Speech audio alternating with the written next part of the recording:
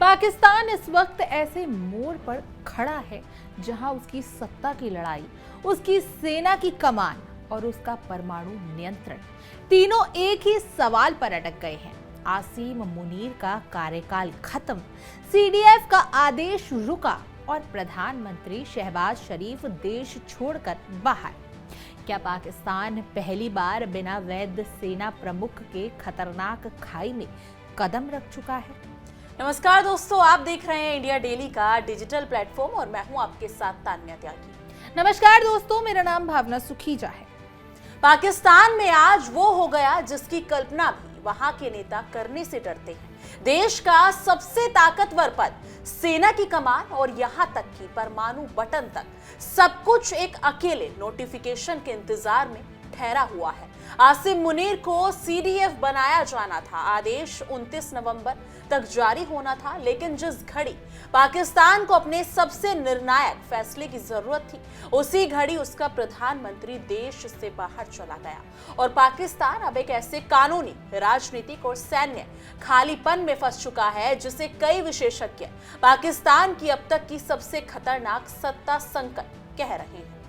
और इससे भी बड़ा सवाल ये है कि इस पूरे संकट के बीच पाकिस्तान का प्रधानमंत्री आखिर है कहां? क्या वो किसी मीटिंग में है? क्या संसद में है? क्या सेना से बातचीत कर रहे हैं? या क्या वे इस फैसले की जिम्मेदारी लेने के बजाय देश से ही दूर चले गए हैं? ये कहानी सिर्फ आसिम मुनीर नाम के एक सेना प्रमुख की नहीं है। ये कहानी पाकिस्तान के राजनीतिक नर्वस सिस्टम की है, जिसे इस वक्त ऐसा डर लगा है कि उसका ही कप्तान मैदान छोड़कर बेहतरीन और फिर लंदन जा बैठा है। बिल्कुल, दरअसल पाकिस्तान में आसिम मुनीर को देश का पहला चीफ ऑफ डिफेंस फोर्सेस यानी कि सीडीएफ बनाया जाना था। आदेश 29 नवंबर तक जारी होना था, लेकिन जिस दिन यह आदेश आना था उसी दिन शहबाज शरीफ पाकिस्तान में थे ही नहीं। और ये कोई संयोग नहीं, ऐसा दावा है कि पूर्व एनएसएबी सदस्य तिलक देवेश्वर ने, जो पाकिस्तान राजनीति और उनकी सेना की कार्यशैली के सबसे गहरे जानकारों में से एक माने जाते हैं। देवेश्वर के मुताबिक शहबाज शरीफ अच्छी तरह जानते थे कि सीडीएफ आदेश पर उनके हस्ताक्षर की राजनीतिक कीमत बेहद भारी हो सकती है। वे जानते थे कि ये पद सेना के भीतर नए समीकरण बनाएगा और इतना बड़ा कदम उठाने के बाद देश में सैन्य राजनीतिक टकराव बढ़ सकता है। इसलिए उन्होंने बड़ी सोच समझकर, योजना बनाकर और शायद किसी की सलाह पर अपने आप को इस पूरे विवाद से जानबूझकर दूर कर लिया। वो निकल गए बहरीन और बहरीन से सीधा लंदन। आप सोचिए, एक तरफ पाकिस्तान की सेना, राजनीति और संविधान तीनों के बीच संघर्ष चल रहा है और दूसरी तरफ प्रधानमंत्री विदेश यात्रा पर निकल जाते हैं, बिना नोटिफिकेशन के, बिना मीटिंग के, बिना किसी घोषणा के। ये तस्वीर सिर्फ राजनीतिक कमजोरी नहीं दिखाती है, बल्कि ये बताती है कि पाकिस्तान का नेतृत्व इस समय खुद ही निर्णय लेने से डर रहा है। अब आइए बात करते हैं उस संकट की जो इस समय पाकिस्तान की नसों में जहर की तरह फैल चुका है। 29 नवंबर को आसिम मुनीर का 3 साल का कार्यकाल खत्म हो गया। इस तारीख के बाद अगर नोटिफिकेशन जारी नहीं किया गया तो टेक्निकी रूप से पाकिस्तान बिना सेना प्रमुख के देश बन जाएगा। और ये कोई छोटी बात नहीं है। दुनिया का शायद ही कोई और परमाणु सक्षम देश होगा जो अपनी सेना को ऐसी लीगल वैक्यूम पे छोड़ दे। याद रखिए कि पाकिस्तान की परमाणु कमान यानी कि न्यूक्लियर कमांड अथॉरिटी सीधे उसी पद के अधीन आती है जिसे अभी तक औपचारिक रूप से मंजूरी नहीं मिली है। सोचिए, उस देश में जहां आतंकी संगठन खुलेआम घूमते हैं, जहां तालिबान और टीटीपी की धमकियां रोज बदलती हैं, जहां आर्थिक हालात आईसीयू में है, वहां परमाणु हथियारों की कमान तक कानूनी तौर पर लटकी हुई है। यह स्थिति किसी भी सैन्य विश्लेषक के लिए बुरे सपने जैसी है। अब इस कहानी का असली ड्रामा शुरू होता है, क्योंकि पाकिस्तान सिर्फ बाहर से नहीं, अंदर से भी टूट रहा है। सेना के भीतर 4 स्टार पदों पर दावेदारी करने वाले कई बड़े नाम सक्रिय हो चुके हैं। देवेश्वर के मुताबिक जनरल स्तर पर असामान्य हलचल है जिसे वो गहरी आंतरिक रेस बताते हैं। मतलब साफ है, सीडीएफ बनेगा तो एक नई पावर लाइन बनेगी और उस लाइन में कौन सबसे आगे रहेगा, इसकी लड़ाई अब पर्दे के पीछे शुरू हो चुकी है। और इसी बीच कानूनी विशेषज्ञ दो हिस्सों में बंट गए हैं।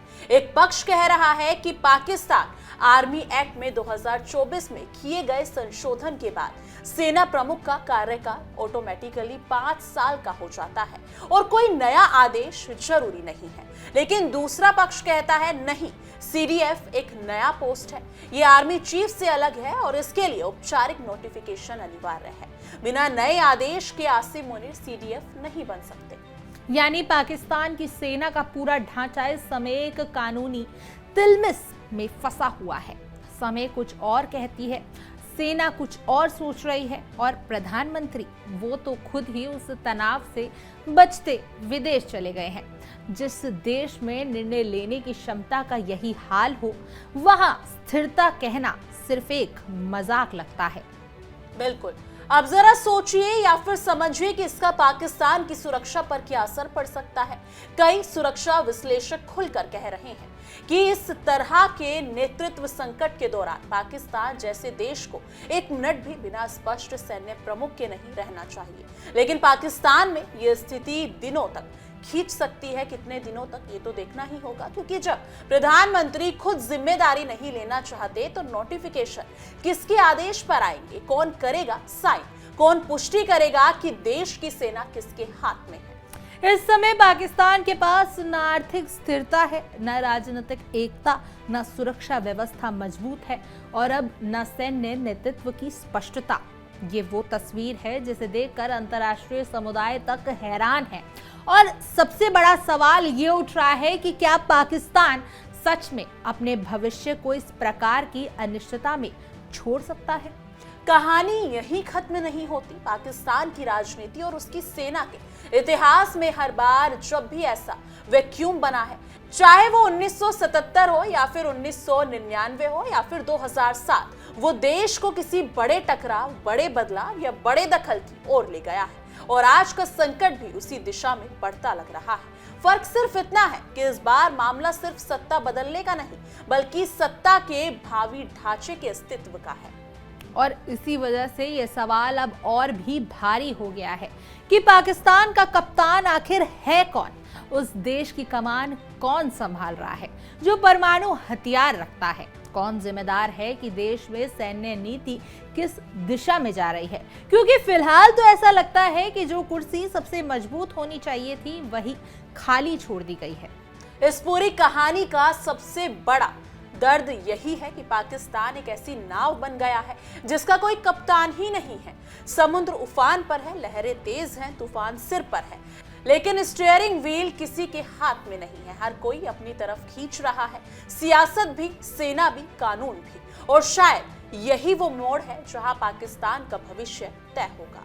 और अब सबसे महत्वपूर्ण बात, ये कहानी अभी खत्म नहीं हुई, ये तो बस शुरुआत है। असल फैसला तब होगा जब शहबाज शरीफ वापस आएंगे, जब सेना अपनी लाइन तय करेगी, जब नोटिफिकेशन जारी होगा या नहीं होगा, जब तय होगा कि पाकिस्तान का अगला असली कमांडर कौन है। आने वाले दिनों में जो भी होगा वह पाकिस्तान के इतिहास में एक नई लाइन खींच देगा।